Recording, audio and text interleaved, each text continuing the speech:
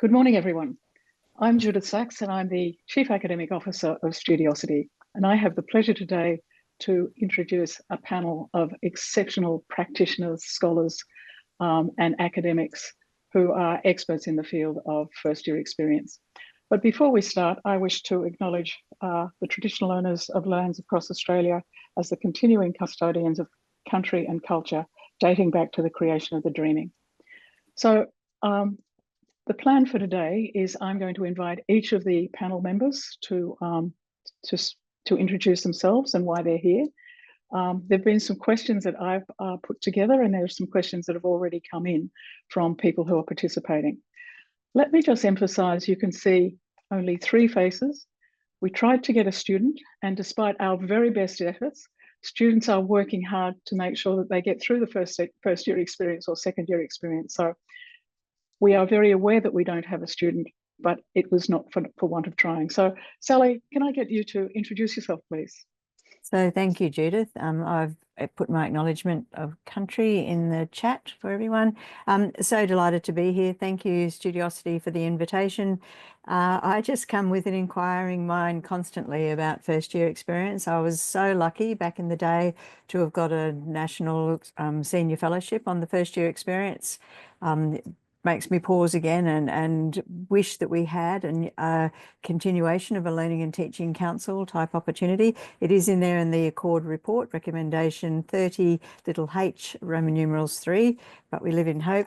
I'm just learning constantly and very happy that everything is old, that old is new again in relation to first year.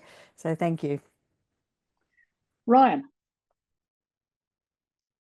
Hi, everyone. I'm Ryan Naylor. I'm currently an academic at the University of Sydney. My research area is particularly around barriers to success in higher education. So if you've heard of my name before, it might be around the first year experience, but particularly focused on equity students and policy for supporting students from non-traditional backgrounds. Sarah. Hi, everyone. I'm coming to you from Bunurong country in Bayside, Melbourne, and I pay my respects to elders past, present and emerging, and extend those respects to everyone here today online.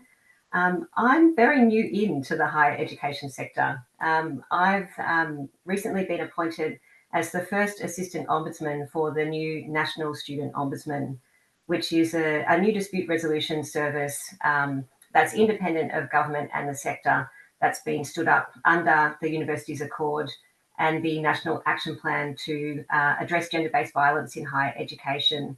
And so we're here to hear from students if they have complaints about any actions taken by a higher education provider.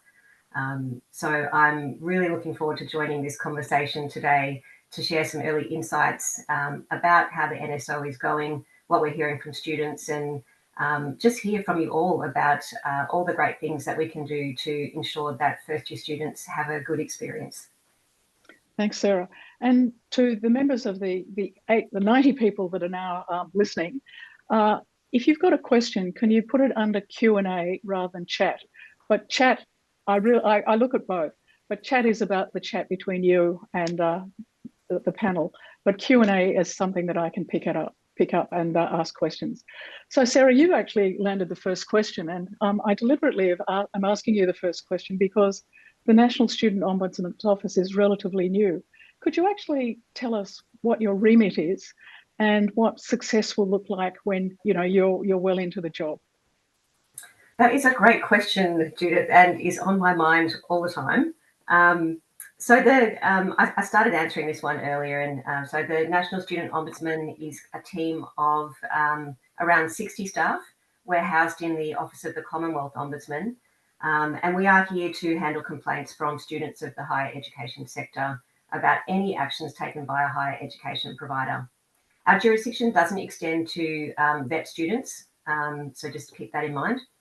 And we're, as I said, established under the university's Accord. So our key focus is really to ensure that all students of higher education receive a safe and high quality education. And so our role is just to, support individual complaint resolution, but to amplify the voice of students to affect systemic change across the sector and within institutions to achieve that goal. So we very much see ourselves as supporting the sector to achieve the university's accord and that goal of safe and high quality services for students. Without breaching confidentiality, what are the nature of some of the complaints or inquiries? Let me say inquiries that students bring to your office. Yeah, we can definitely say complaints. I'm definitely one of those lifelong complaints handlers that think that complaints are an opportunity for free feedback and not something to be concerned about. So we've been open for 3 months, as I said. We opened on the 1st of Feb, and we received our first complaint within 15 minutes of opening. That was a Saturday. And since then, we've received around 1,100 contacts from students, which is much more than we anticipated. We projected about 1,500 contacts for a year. So we're at 1,100 within 3 months. Of those, 900 are complaints.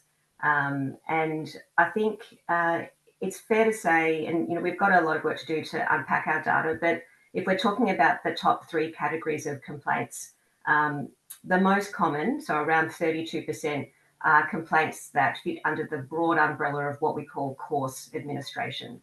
And they're about service delays, administrative errors, poor communication or misinformation about things like course withdrawals, refund of money, recognition of prior learning, the provision of degree certification, and arrangements for workplace integrated learning. So they're the main things that are going wrong, and that includes first year students as well. The second category is what we call health and safety, discrimination and inadequate support. So around 21% of complaints are about those things. And that's, as you would expect, complaints about gender-based violence, discrimination, university complaints processes and support services. And the third one, Judyth, is unmet academic requirements and misconduct matters. So they're making up about 15% of complaints. And they are complaints, and this surprised me probably because I am new into the sector, but maybe it shouldn't have. But these are complaints about what students are perceiving to be inadequate, unfair, or unreasonable approaches to their requests for special consideration, appeals, misconduct, and exclusion processes. So quite a broad remit. Yes. So how can people who are the now 112 people that are participating, how can they find out about you? But more importantly, how can they socialise students to use you effectively so that the complaints can actually be resolved at the university first rather than coming to you? So we've been doing a lot of engagement with the sector on exactly that, and with students as well.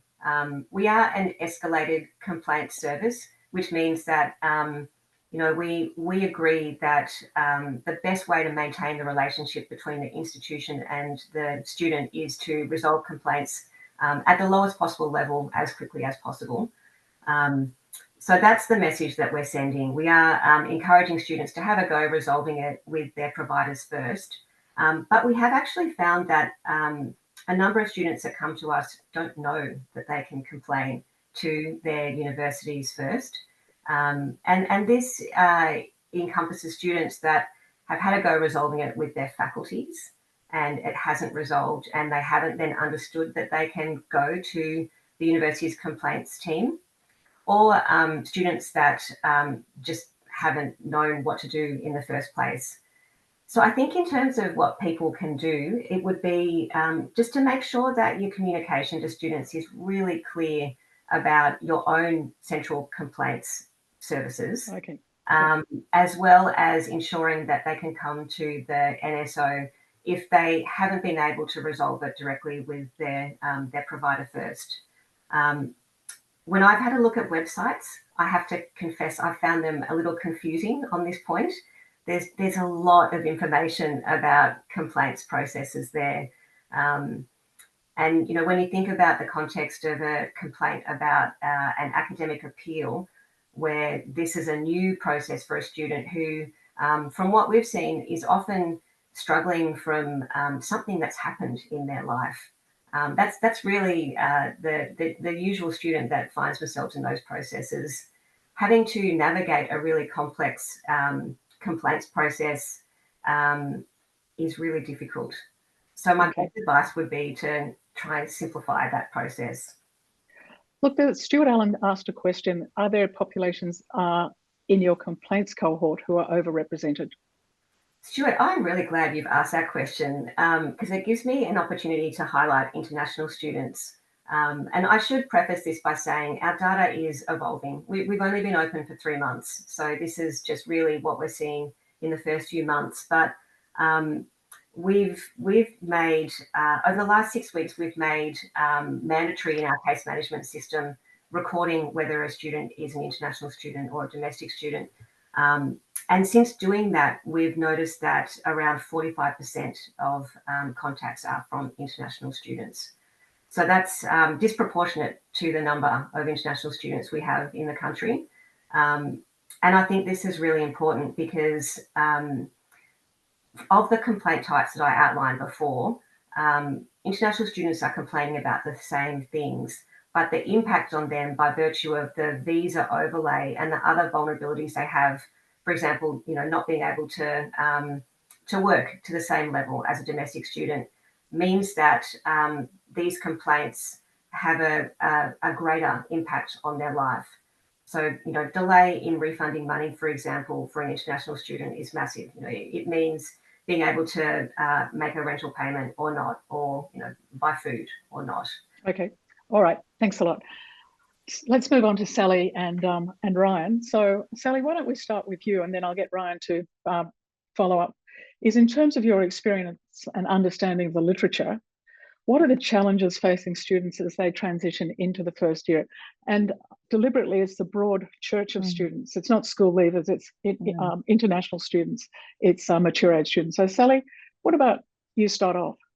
Okay, thanks very much for that, Judith. And I see in the chat also much appreciation to Sarah for explicating what's going on there. And almost everything that Sarah has already identified is part of the rich tapestry of the complex processes that first year students face on entry into university. So the challenges of transitioning into first year are very complex and complicated and very personally experienced by every individual student in their individual institution environment and touch points as they go across many transitions across the first year, both micro and macro. So it's not just a one point in time, it's a big hurdle or a bump to get over. It's, it waxes and wanes and different things come into focus. So I suppose I should also say before I'm critiqued on this basis that there are a lot of positives about first year transition, but it's difficult for students to embrace the positives when they're feeling absolutely overwhelmed in their early uncertainty, unknowing and ambiguity, if I could put it that way, in their continuous transitions. And this is especially so for equity deserving students. And I think you only really need to think about, the big transitions that they're making, even for a moment, to start having some empathy for what they're going through. The equity deserving students may or may not have had the opportunity to acquire the necessary social and navigational capital that they need to settle in easily and make those early adjustments to essentially very unfamiliar environments with this whole lot of language, and they're big and continuous transitions, not just into learning, but across, as Sarah's just pointed out to us, a range of administrative matters. And I know Ryan's written on structural inequities in higher education, and particularly drawn attention to the administrative area as a matter that is deserving of attention. But when you think about first year students, they're making transitions academically, socially, administratively, environmentally, culturally, across the whole range. And we could ask the question, and what do they get in response from us? And don't tell anyone, it's a secret. Usually, as Sarah's just said, quite impenetrable systems, somewhat inflexible processes with what Luke Millard from Scotland has called attritional language, so deficit type language, and a feat of jargon and poor inter-service coordination. And then they get to do the difficult or hard learning. So I suppose I'm just trying to suggest it's a psychosocial process of becoming for students, being, belonging and becoming. They're going through significant identity transformations. They've got an aspect of their prior student role, prior personage role, then the early ideas of what it is to be a student and early ideas also what it is to be a professional. And so they're mixing all that up and they're trying to get from here to there some way through primarily uncharted, unfamiliar terrain with the least culture shock as possible. So it can be a very othering experience, and I'll try and put a link into the chat. There's a great, I'm sorry, Sarah, this is where I'm at the moment, so I feel like I've got to explain it to you. There's a great open access book on imposter syndrome added off the back of COVID, a big survey done by Wonky and Pearson in the UK found that 4 out of 10 students felt that they were imposters and didn't belong, or didn't have the capability to be engaging in higher education. So, you know, we've got work to do around building confidence and competence. I'll put the link into that if I can in the chat. Ryan, can you add your sixpence? Well, it's always very challenging to follow Sally with something like that. So I'll give a kind of cubist approach by taking what she said and emphasizing different aspects of it. I think it might be helpful to think of it as dividing it up into 3 different aspects of the system. So first, from a student's point of view, we know that many students, even the ones we would say are traditional students, you know, still living at home, supported by their parents, school leaders, you know, are much more time poor than they used to be, are much more financially poor, and this is particularly emphasised for those who aren't in that group. Placement poverty is a real issue. Study is patently inadequate. International students frequently don't have sufficient financial support, community support, everything else, you know, exploitative work conditions, all of those sorts of things that impact their experience during study, but are driven by those financial needs. Mental health is a particular issue, and I think one that the sector has been becoming more aware of over the last 10 to 15 years. And we can see all of these things bleeding through in 6-year completion rates and retention rates for specific groups as well. So that's kind of the student side of things. On the institutional side of things, we've already talked about the inflexibility and the impenetrability of our systems. So that's everything from programs. I know there's a question about reasonable adjustment for disability coming up, but those disability support systems are often very flexible and very inaccessible, unapproachable. Assessment, inauthentic assessment is still a real problem and very widespread, I think. Administration deadlines, policy, even things like travel time. So just to give you an anecdote from the University of Sydney, we teach from 8 to, I think, 8 every day. And so broadly speaking, when you are scheduled is out of your hands as an academic. So our nursing cohort in particular has lectures that start at 8. But a lot of our nursing students live in Western Sydney. So to make it to campus by 8 a.m, they're leaving home at 5:30, those sorts of things, or getting up at 5:30 perhaps. And a simple policy change would be that, you know, we recognise we need to teach over this period, but first year is a particular time where, as Sally's very eloquently said, that transition is particularly in focus and the sense of identity is emerging, the connection to the institution is not solid yet. And so, you know, a very simple policy change would be to say first year must be taught between 9 and 6 even. But we don't have that policy, and it's the kind of the blindness or the lens of fairness rather than equity that conceals that for us. So there's all sorts of the institutional side of things, but I think there's also a third aspect here, which is the socio-cultural context, because I know from talking to students that many of them are concerned about kind of the more existential questions about higher education in the world. You know, the nature and value of a university degree in the face of climate change, economic change, whether the degree will ever reimburse the cost, the opportunity costs of studying, whether their degrees will have value in a world that is dominated by AI.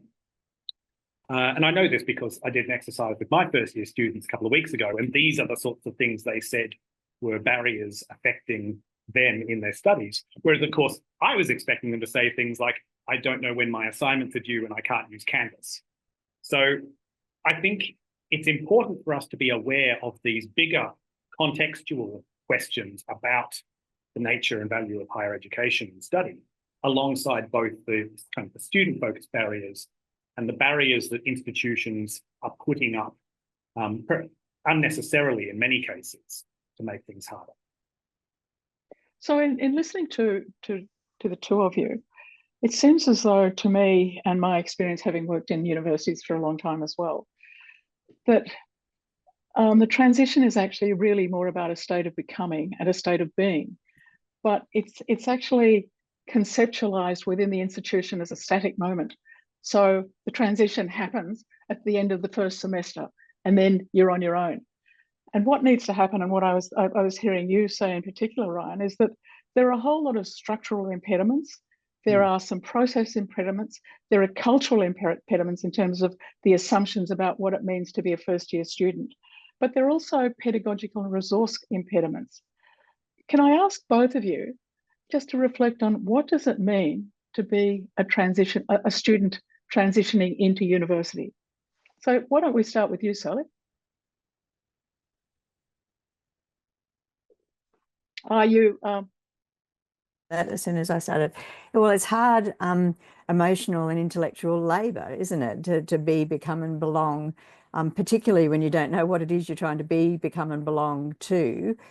And as some colleagues at QUT back in the day said, there's just looking at the organisational behaviour literature, but also the social cognitive emotional aspect of it, there's a letting go of your previous identity. So there's a period of almost grief in that as they try to move into these other concurrent states that transitionary states that they occupy as a beginning student and as a beginning professional.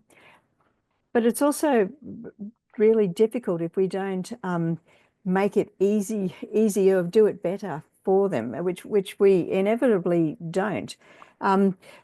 Thinking about those various matters that Ryan has raised, and we know from latest investigations into all of engagement, belonging, transitions, there's a lot of intense research in the space at the moment. It is very individual, but it's also a matter of how you keep your own identity, how you maintain and how we value, accommodate and respect the individuality that's brought, because surely we're not asking students to undo themselves when they come to us. This is all supposed to be an enhancement and advancement phase. So unpacking the hidden curriculum, for example, around the attritional language and the jargon, and identifying what students need to do to be successful across the broad remit. And perhaps there'll be an opportunity later on to talk about my favourite subject, which is, and we could do that all through the curriculum in ways that could help students make that transition, because it's not as if we don't know. We know what's going to happen when they come into higher education. We know the inevitability of the barriers. Orientation is a process over time rather than a point in time. Michelle Morgan in the UK talks about a reinduction at the beginning of second year. Difficult, of course, to try and understand what that actually looks like given the number of students that are doing part-time. But we should be able to manage and mitigate the confusion, the uncertainty, because we know what the journey looks like, and do just in time, just for me, just in case communications, not just about the learning, but about all the other matters, including the ones that Ryan mentioned. Also put a comment in the chat. Timetabling is one of the biggest impediments to students' engagement in higher education, because we can't expect students nowadays to come on campus for a 1 hour experience when it might take them 2 hours to get there. If they're coming from Western Sydney over to the glory that is the University of Sydney in the CBD.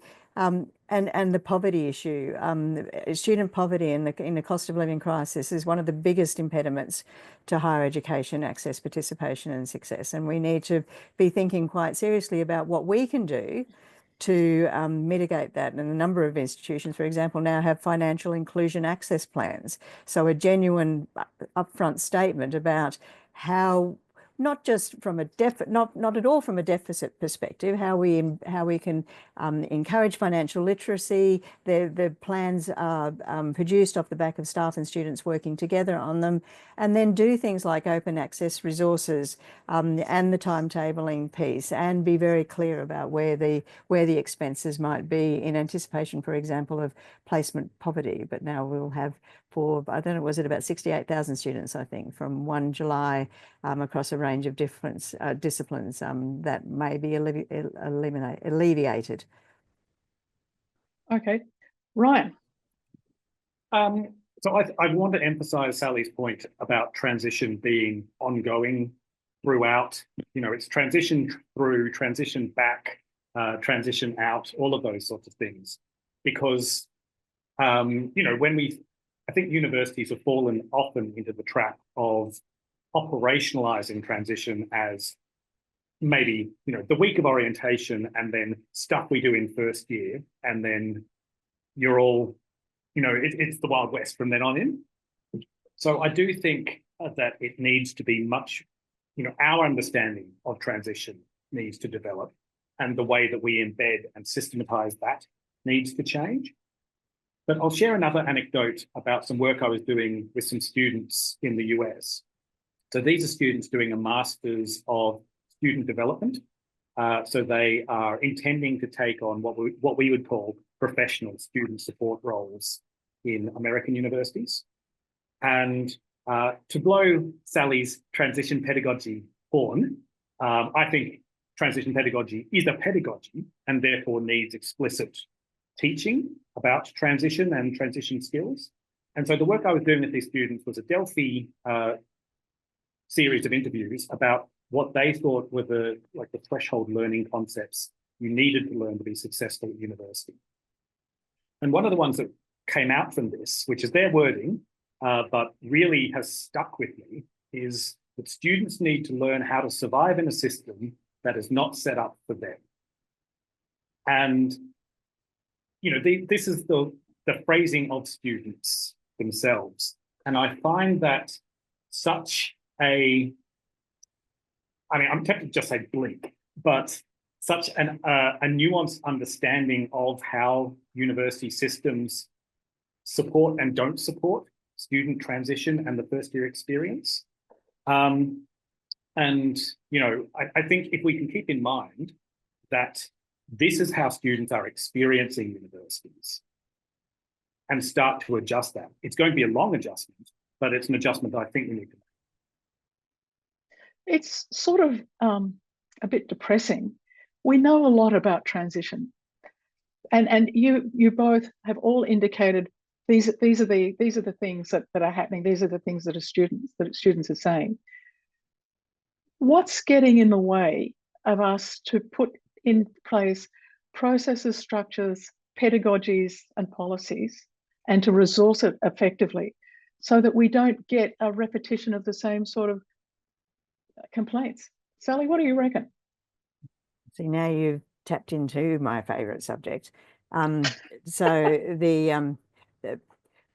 I'll come at it a different way first before tooting my own horn around curriculum.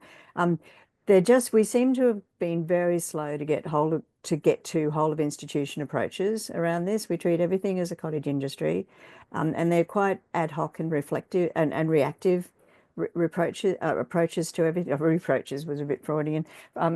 Approaches to these, which never get scaled and make the navigation of them in an unfamiliar process, obscure environment very, very difficult. So what I would say about that is the national gender guidelines. I'm sorry, Sarah, you might have to help me with what they're called again. They've got a wonderful section in it, which I've taken out already, on what a whole provider approach might look like around gender-based violence. And they run across the gamut of all the possible intersections and the touch points between students and the institution. I think we need to be clearer about what whole provider, whole of institution approaches look like, and aim for that. In the United Kingdom, might be England only, the Office for Students now require for access and participation plans to take a whole provider approach and explicate what a whole provider approach might look like, which universities over there, not dissimilar to universities here, go, well, we don't actually know what that looks like. So can we get some training on that, please? And thank you. So there's a starting point. And I might get to curriculum later, which I'm going to curse myself about. I'll give you the opportunity. No, but I'll get to it a bit later on, because I'm very taken now with the idea of universal design across the whole of the university remit. So not just universal design for learning, but universal design to anticipate and accommodate diversity, particularly in the face of Trumpian anti-DEI approaches. If we get this so embedded and so enmeshed in the university systems so that students come to inclusive excellence and to an inclusive environment that is anticipated and embraces their diversity and difference, rather than problematizes and relegates it and says, well, you go and fix yourselves and then come back and try and engage with learning when you've done that, then I think we're a long way down the path.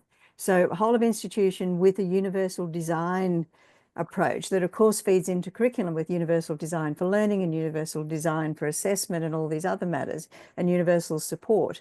But we are talking about a fundamental reset of educational purpose for institutions, where they focus themselves in the way that they present their core business around learning and teaching, as if learning and teaching was important and students and engagement and success is important to them.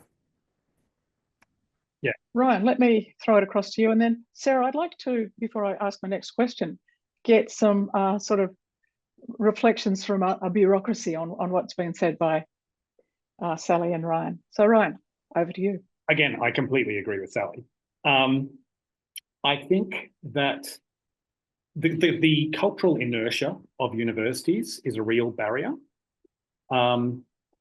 So I think that for the whole sector to move, there's going to have to be federal policy intervention. It's clear that often that is what it takes for universities to respond, particularly to respond as a group. Also, in terms of the academic workforce, the gateway to an academic position, and for many students, I don't want to diminish the role of third space academics and professional support, because they are, or professional staff members, because libraries are a fundamental aspect of this. Student support services, education designers, all of those sorts of things are all fundamental parts of this solution. But the face of the university for many students in their experience is still the academics who are teaching them.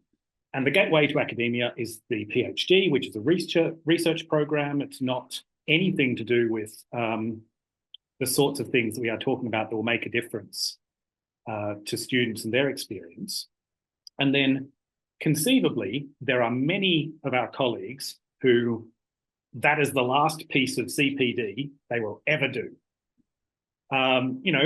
Advanced HE fellowships and things are available for recognition, and people might go for that for promotion, but it's not really a CPD thing.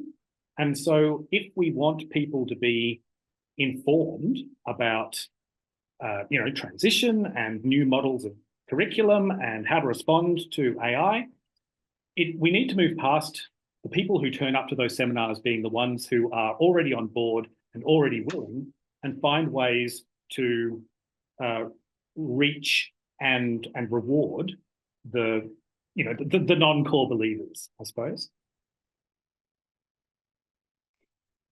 So Sarah, you've been listening to some interesting perspectives, but they're common in terms of that. In fact, they're not necessarily student oriented. They're much more fragmented and serve the interest of the institution. But what are you hearing, Sarah? And what advice would you give to universities?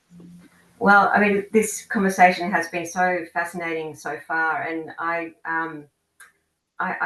feel a sense of, well, in a way, perverse positivity in that the complaints that we're receiving so directly reinforce the points that Sally and Ryan are talking about that clearly, as you've been saying, Judyth, are known challenges.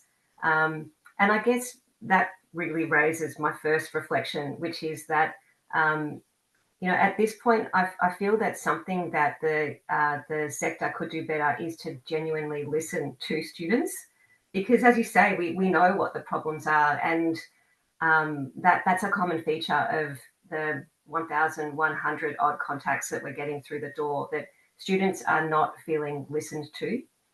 And if we did listen better to what students are saying, even within the complaints context, then we could actually affect an outcome for them. I mean, sometimes there won't be the outcome that the student wants, but regardless of that, that presents an opportunity for systemic improvement. And so I guess that leads to my second reflection, which is that great leadership is so important. And I'm hearing that clearly from Ryan and Sally. Really good leadership is needed for cultural change at the meta level and at the micro level. I was on a panel with George Williams a couple of months ago, and he was saying that when he started at Uni Western Sydney, he declared that 2025 was going to be the year of the student. And then he went on to say that, but what he didn't tell his staff at the time was that every year from now on would be the year of the student. And I think that he has really made efforts to demonstrate that leadership, to really connect with the students and understand what the challenges are for students. And so I think that that type of effort put into wanting to maximise the student experience for all students is fantastic, and that leadership needs to be reflected at every level of the institution. So I think that opportunity to for any staff member to take up their authority and invest their energy in doing everything they can within their role to improve the student experience is really worthwhile. So when a complaint does come through the door, or you hear about a complaint that relates to your faculty, just thinking about what potentially could you do to maximise the systemic improvement and invest the energy and the time in doing that, and really pushing the envelope on that is needed. So it's kind of top down and bottom up as well. And then I think just a basic obvious point reflection would be just resourcing. I think that this connects to that kind of meta leadership. It's clear that some teams within the institutions that we've engaged with are not resourced sufficiently to do any of the things that I'm talking about, and that requires some bold decision making on where funds go, because this sector is so fantastic and so worthwhile, and everybody I talk to who works in the sector is fantastic and really sees that vision of student experience. So it is about having institutions that enable staff to make those improvements, and I'm not sure we're there yet as a sector on that one. Thank you. That was a nice pulling together. So I'm going to give both Ryan and Sally an opportunity to. I'm inviting you to. Universities Australia has brought together as a matter of urgency and importance the need to revisit and reshape student transition and student success. Sally, what would be the 3 important points that you would want to communicate?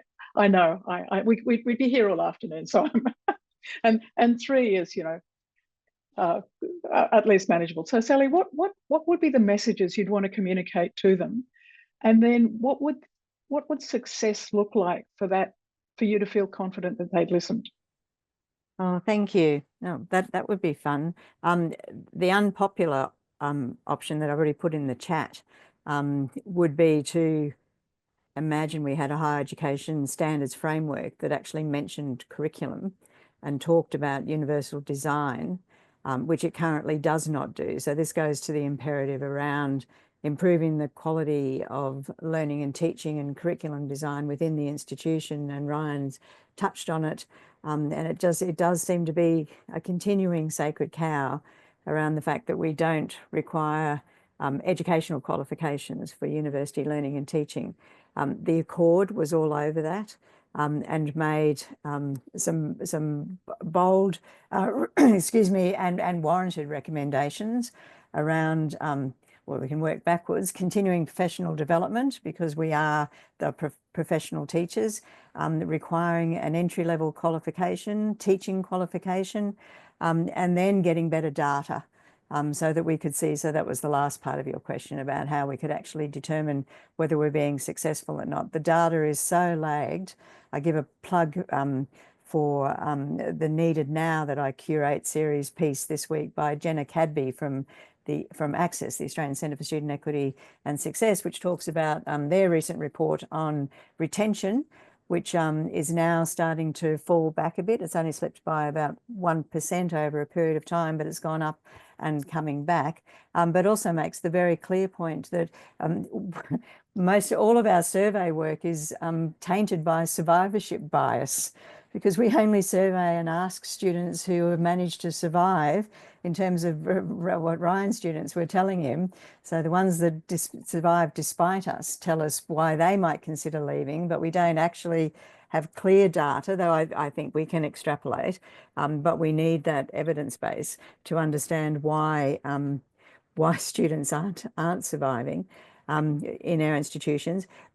So a range, I'm going to call that my first point, which wasn't very coherent. My second point would be around curriculum design, and that was the essence, and I acknowledge a conflict with transition pedagogy, was just the simple idea that rather continually problematizing student difference and distance from support services, we drive everything that students need for a success through the curriculum, and we can drive so much of it. We can drive the comms through the curriculum. Students won't necessarily look at the communications. They won't necessarily look at whole of university spamming emails, but they will look at things that come from their teachers in their subjects. So I realize this is not a small ask, it's a big ask, but if you were talking outside our university bubble, I think the public, whoever they might be, would be alarmed to hear that we would be constantly saying we need to do better in terms of inclusive, coherent, scaffolded and relevant curriculum design, curriculum that's optimally organised, sequenced and managed so that we don't do harm in terms of mental well-being that we currently do. Big impost on the curriculum on mental health if it's not designed well, that we specifically develop the academic skills and literacies that we know students need to be successful in the discipline, but we don't do it. This is my problem with the support for students policy, which I know was great, but it very much reinforced again, don't expect to get any support, academic learning support in the curriculum, in your discipline context. You all go right over there somewhere and we'll monitor all of that. For me, that all needs to be embedded in the curriculum. And just to drive home the message again, I don't want my law students, for example, going up and doing decontextualize academic integrity and referencing workshops where they learn about this weird APA thing. We do footnotes and we're very proud of it. But that's the discipline context in which they need to be assisted. So we can drive the relationship-rich education, again, good for mental health and well-being and belonging, through the curriculum, because we make structured opportunities available for students to interact with their peers and with their staff. We proactively manage the micro and macro transitions. We do the hard work on assessment skills and literacies and feedback literacies. We build evaluative judgment, which students need for lifelong learning now.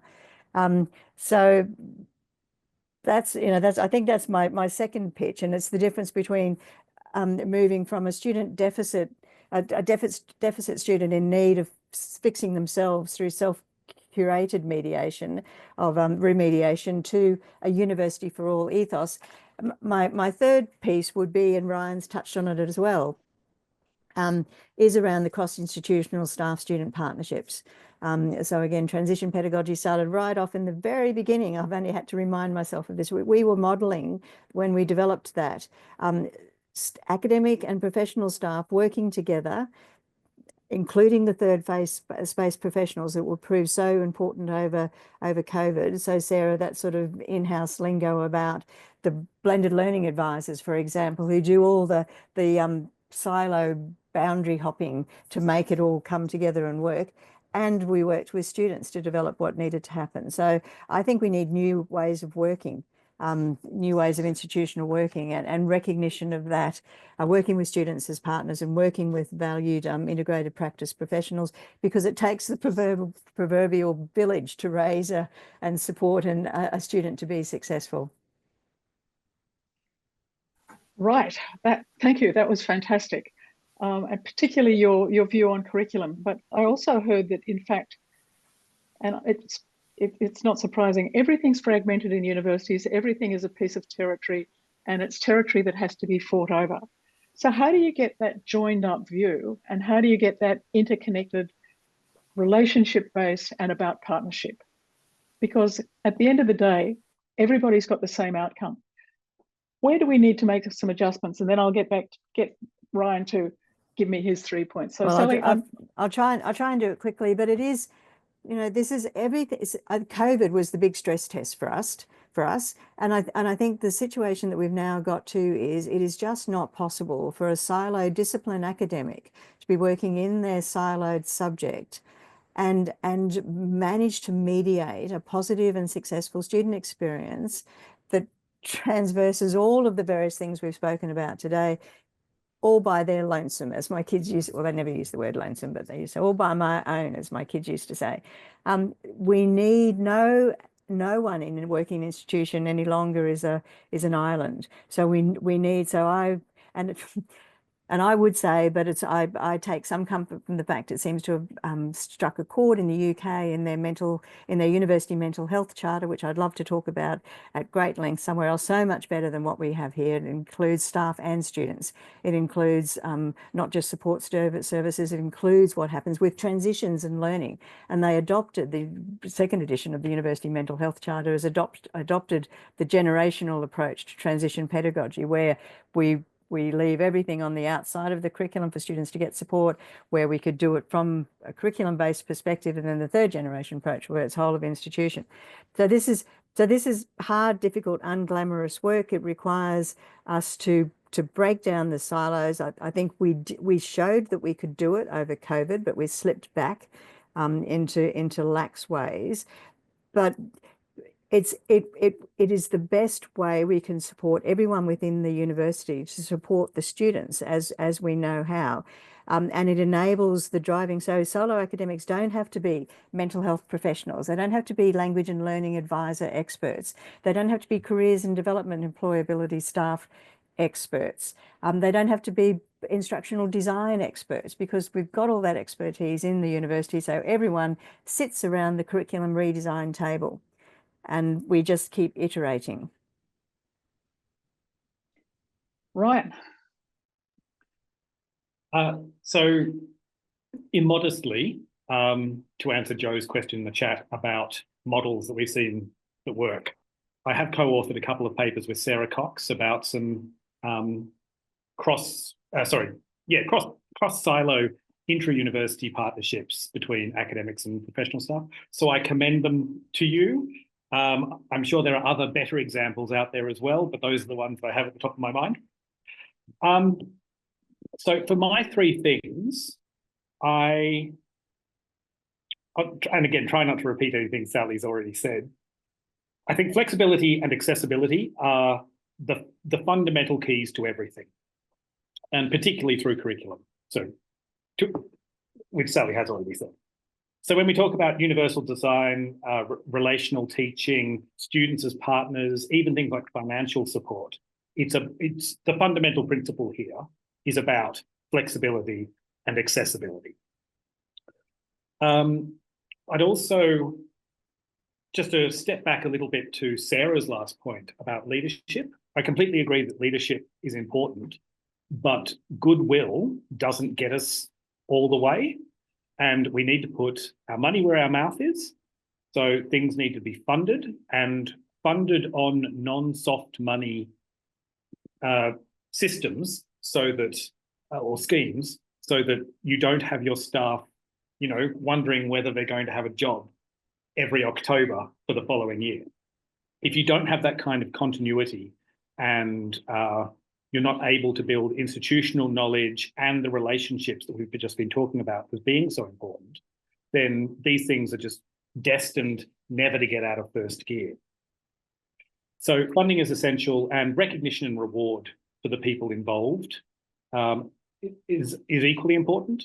I don't know that that necessarily has to be like formal recognition. Often informal recognition, will do the job. People are happy when they are recognised and given a pat on the head, you know, just for the work that they've done. But formal recognition is still a really important aspect here.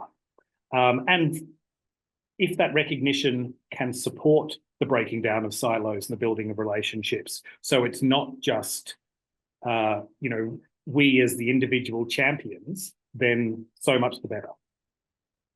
And then my third point is, I think that in the future, if not now, I think it's probably already becoming true, the institutions that know their students best will be the ones that succeed.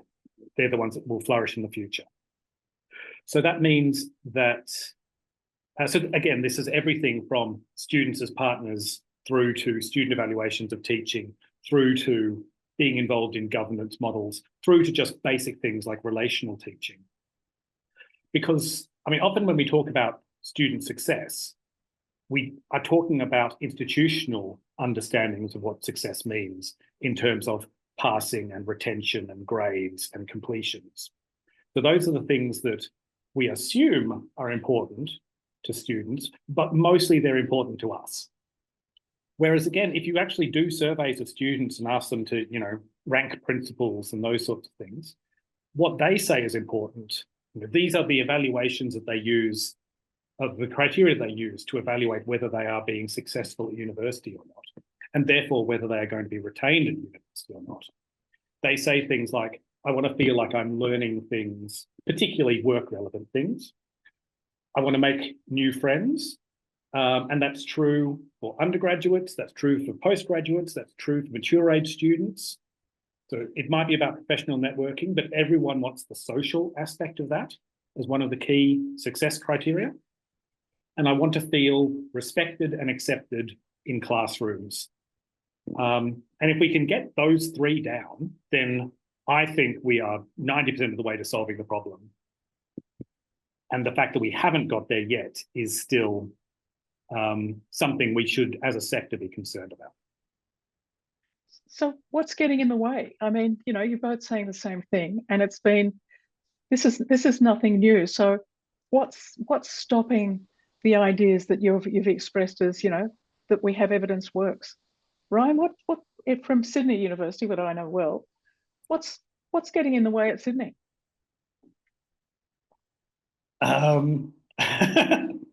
What's not getting in the way? So I think the reason that this is a wicked problem is because there are so many small things that add up to make big things. So as I said before, our expectations around what the academic workforce looks like and whether they have education credentials and engage in CPD, that's one aspect. I think the fact that, we have lots of vice chancellors and deans who are very well intentioned, but then when the rubber hits the road, they will say, all right, we need this for new buildings, this for research funding, this to attract elite researchers from overseas, and we've got 4 cents left over, so you can do a tiny amount of learning and teaching grants this year. I genuinely don't understand why the silo problem is so persistent. I mean, obviously all universities, even the relatively small ones, are still big institutions. And so it is difficult to create personal relationships outside of your immediate area. But there are so many well-intentioned people and so many skilled people who all agree and yet somehow can't meet up or get those working relationships and get integrated. That's the one that I find really mystifying as why it continues to be such a pernicious problem. Sally, I can see that you're dying to say some things. Oh, sorry, I'm trying to think. No. So I'm absolutely agreeing with everything. I was just over at the South Australia Northern Territory Promoting Excellence Initiative Network, Australian Awards for University Teaching Awards ceremony in Adelaide last week. And we had a bit of a panel chat about learning and teaching. I mean, this does all come back to valuing learning and teaching. And we went through some salad days back in the day when we had bipartisan support with what was CARIC, and it was something even before then, and then the Office for Learning and Teaching and the Australian Learning and Teaching Council. I got them around the wrong way, and then that was all shut down in 2016. But I reckon our best argument, and I've just been talking to someone about this recently, we need to get the Productivity Commissioner back in on this. I put the link in the chat to off the back of their big recent report. She's done a fact sheet, and well, they've done a fact sheet, and Commissioner Wood has spoken about it at length at a range of venues, and and she's quoted in the Accord. So it's been called out. I think that's one of the first things she calls it. It was quoted in the Accord where they talk about patchy teaching quality, and the Productivity Commissioner's reference to laggards in the sector who need to be incentivized to improve teaching quality, and the fact sheet sort of takes it seriously. So Commissioner Wood calls on TEXA, our regulator, and the federal government, and any or all of these would be great, to address the lack of direct incentive for teachers in universities to improve teaching quality. Now, I know that won't play well potentially in the public sphere, but internally it is such a big issue because I think it's all been relegated, and there's a range of reasons. It's not just, it's easy to blame the teaching research divide because it is such a big issue, but there's funding and precarity and so much change, and COVID just left, and then Gen AI hit, and the teaching workforce is exhausted and don't have good models because we don't have a curated body of knowledge any longer with the lack of an Office for Learning and Teaching. But professionalising the teaching role would encourage universities to take this seriously. So I know that some university management won't agree with this, but elevating the status of teaching by introducing incentives and the teaching awards, and potentially teaching funding based on or some tying to teaching performance, which we don't have, which was promised at one point. But the Productivity Commissioner also specifically mentions offering grants for teaching focused research. So we do some R&D into L&T. That would be a nice idea. And that they make lectures and course material available publicly, which might be part of the social license. And they recommend, I'm sorry, I'm talking about she because that's who I've heard putting the view that Texas should take some broad quality reviews on teaching practices and on a university by university level. So not constantly problematizing the private providers and suggesting that everything we do over here in learning and teaching land in university world is just fine. I can say this because I've got several affiliations, but I'm not in the sector any longer, so I don't get to not have a job. And they suggested that TEXA develop a good practice note on quality teaching. I mean, there's an idea. There was a mistake made a little while ago when they were doing their practice note on equity and diversity, where they did actually mention universal design for learning in the beta version, but then thank goodness they took it out in the final version. So, so a practice note, perhaps that's in a practice note on learning and teaching. Perhaps we could put it in there. That'd be an idea. Look, I'm going to let Sarah have the last word, but Alison Canty has asked, what do you mean by third space professionals? So very quickly, the boundary crossing professionals, I'll try and find the link and put it in the chat quickly, that particularly came to the fore in over COVID. So particularly the blended learning advisors, but the third space professionals that straddle the academic remit around learning and teaching and the professional remit of service provision. Okay, thank you. Sarah, your observations. Gosh, I mean, again, just such a rich conversation, and I think I've probably gained the benefit of this conversation. I've learned so much, and completely agree with all these last comments that Sally and Ryan have made.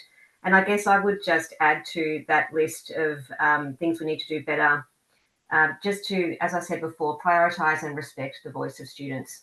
We really need to ensure that we understand what they need in learning and teaching, what they need in student supports, and actually take action on that. That would be my last comments, Judyth.